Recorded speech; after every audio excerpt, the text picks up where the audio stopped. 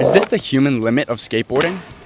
The Lyon 25 stair is easily the biggest set that's ever been done on a skateboard, and stuff usually looks smaller on film, so this should speak for itself. I mean, just standing up here is pretty jarring, but let's get some actual measurements. Looks about 15 centimeters by 29 centimeters. Which would make this thing about 3.75 meters tall and 7.25 meters long. I don't know, I think I could pressure flip it. The first person to try and conquer this beast was Bulala in 2002, who broke his board first try and got a pretty bad swell. He then went on to stick it, and then we learned that if you kick out on this thing, you're cooked.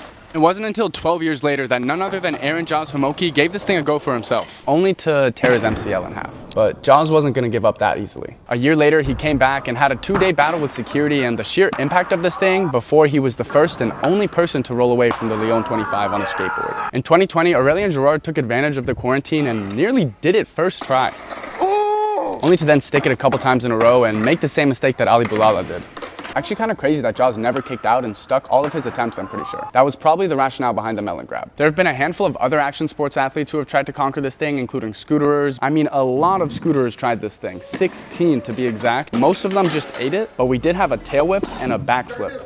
BMX riders and some guy who straight up front flipped it into what looked like a pretty horrible injury.